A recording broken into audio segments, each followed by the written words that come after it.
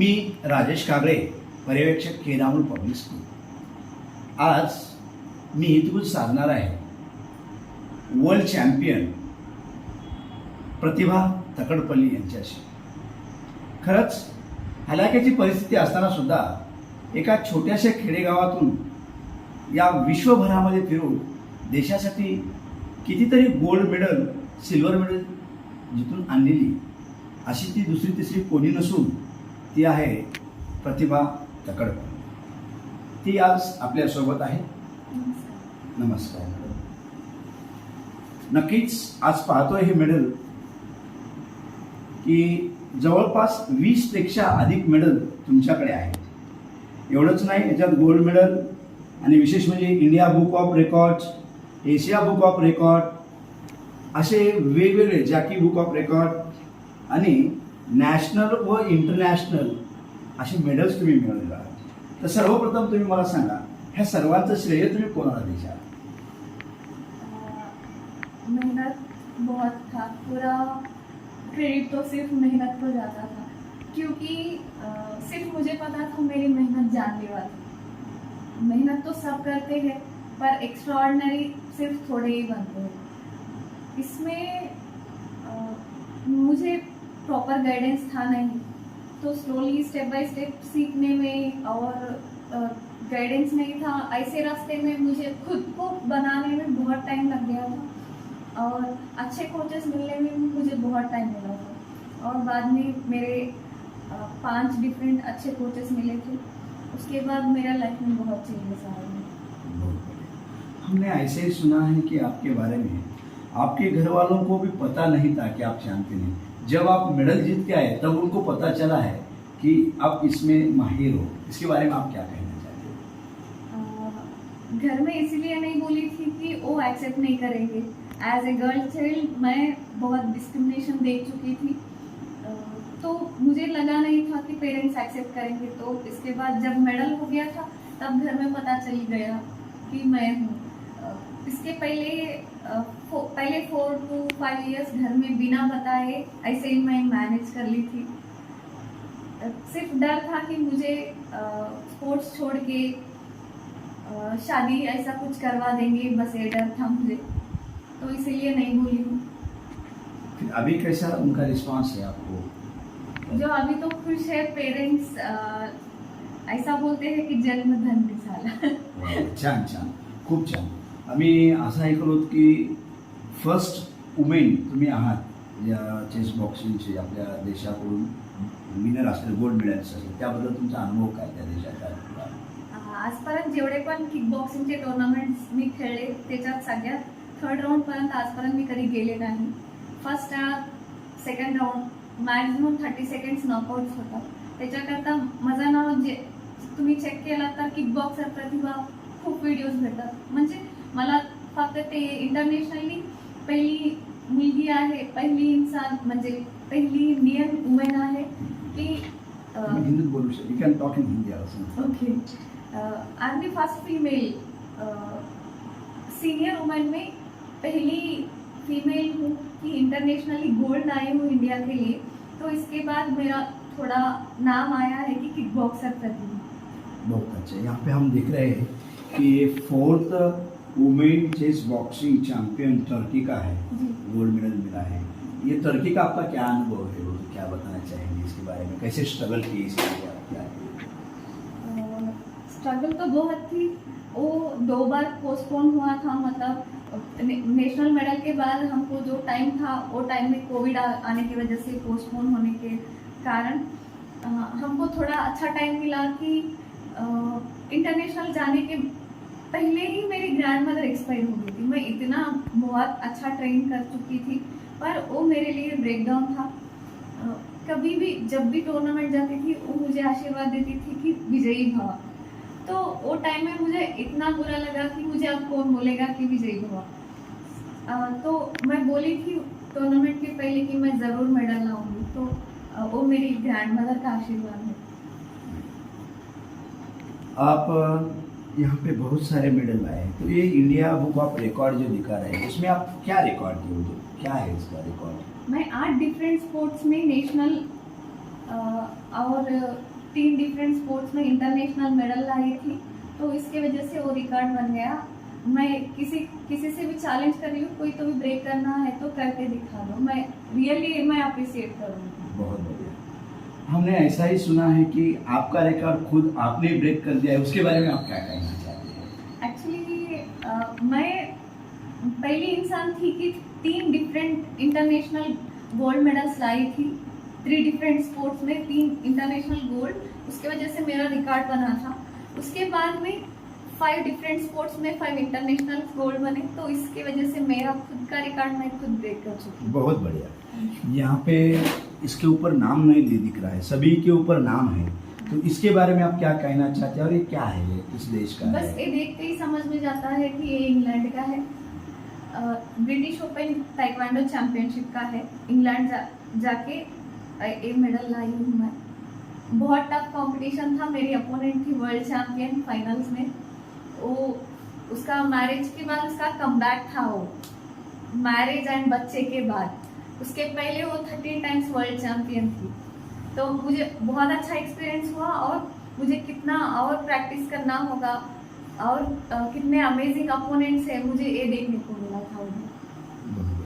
हमें ऐसी बात सुनने में आई, मैं एक फिल्म में देखा था दंगल में, उसकी बेटी को कुछ डिफरेंट केजी में वो कोच या मैनेजमेंट खिलाना चाहते थे, तो लेकिन उनका जो आमिर खान थे फादर, उनका कहना था कि नहीं इसी वेट में खिलाओ तभी जाके मेरी बच्ची चैंपियन बनेगी, और उसके बाद वो चैंपियन बन गई थी, वैसे दिखाया गया था।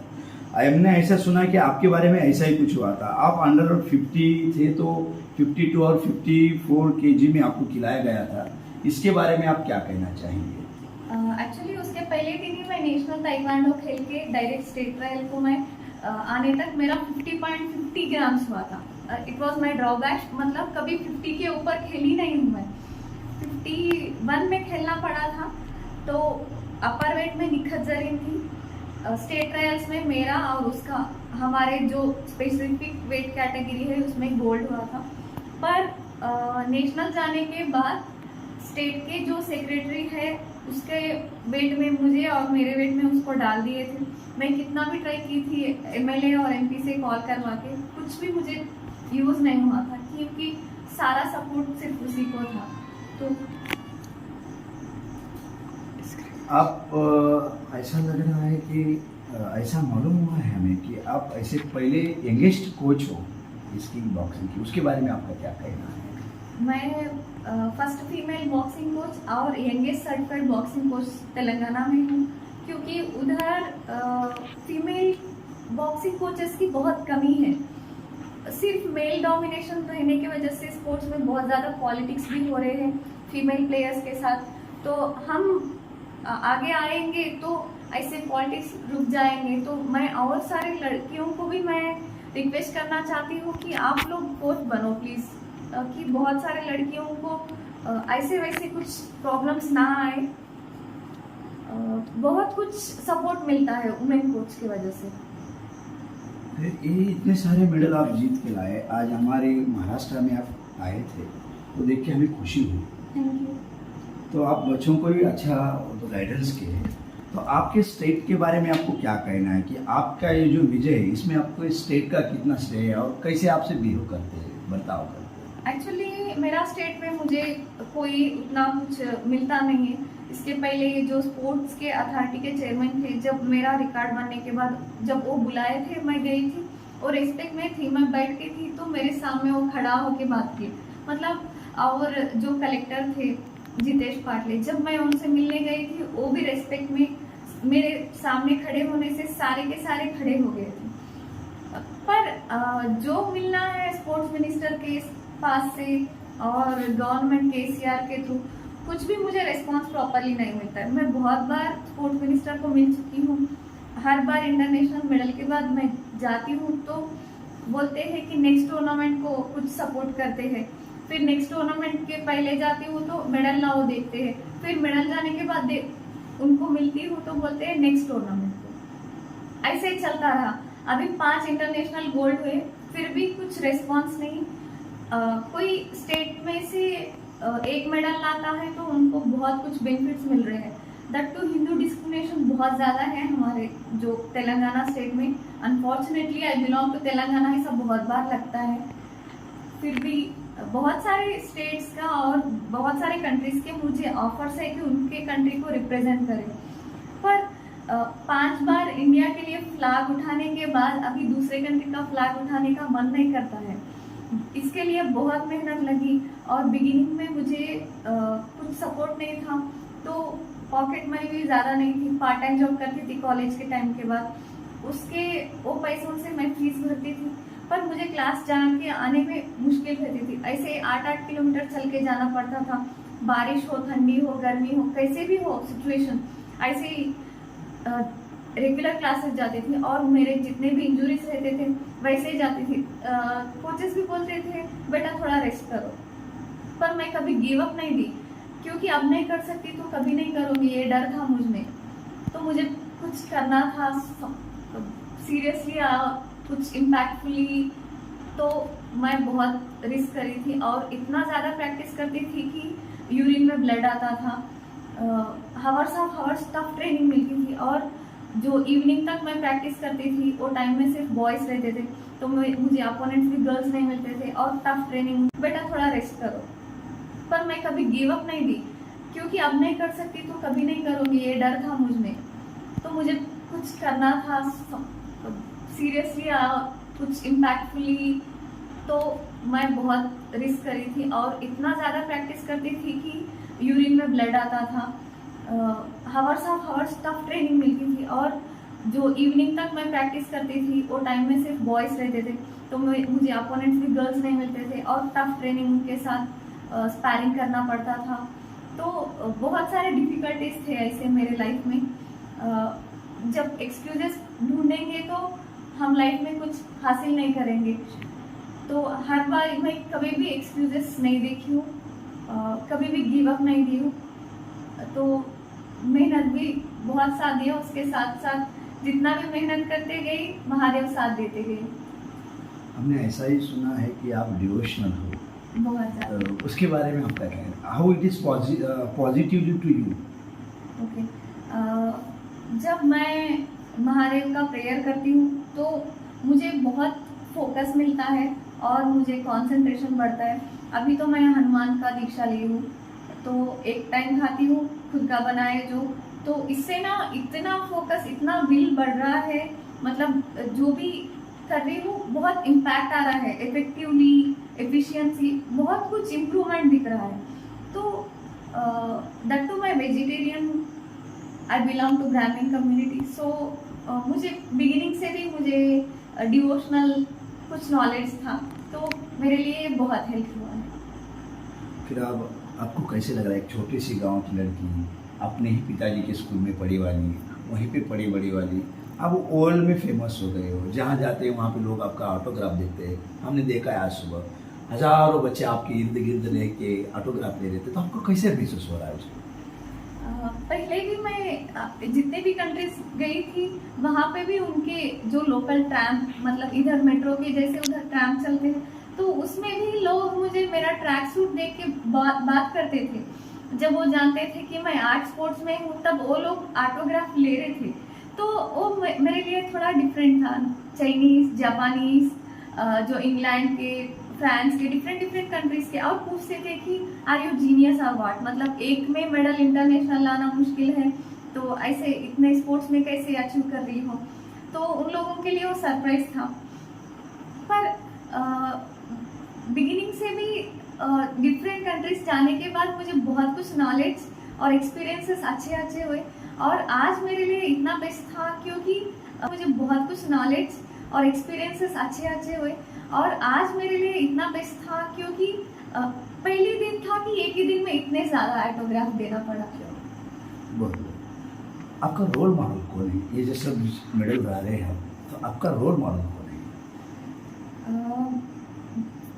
मेरा तो रोल मॉडल तो हीरो तो हनुमान जी है।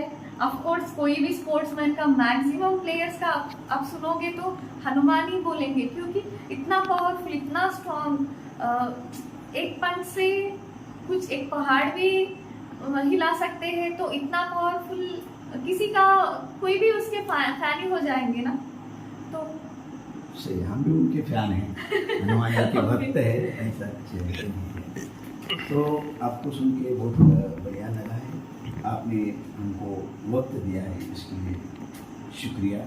और आप हमारे दर्शकों को क्या बोलना चाहेंगे, जो बच्चे हैं हमारे इस विलेज में, जैसे आप विलेज से आए हैं, तो उनके पेरेंट को क्या बोलना चाहेंगे उनके बच्चों के बारे में? आज देखा है आपने, कुछ संकोचित वृत्ति के बच्चे थे, तो डर रहे थे कुछ खेलने को, तो उसके बारे में आपको क्या कहना है? एक्चुअली खेल एवरीडे लाइफ में पार्ट होना चाहिए, जो सिर्फ फिटनेस स्ट्रेंथ के लिए नहीं होता है, हमारे फोकस बढ़ाने में, पढ़ाई में हम अच्छे बनने के लिए भी डोपामाइन एंड सेरोटोनिन का हार्मोन्स का बहुत इम्पैक्ट होता है। वो गेम एंड वर्कआउट खेलने से कूदने से इसका बढ़ता है, तो इसकी वजह से हम पढ़ाई में भी अच्छे होते हैं। और मैं पढ़ाई में भी टॉपर थी, तो इसका समझो कि गेम्स हमारे लिए माइंड के लिए भी बहुत हेल्प होते हैं, माइंडसेट बनता है स्पोर्ट्स की वजह से।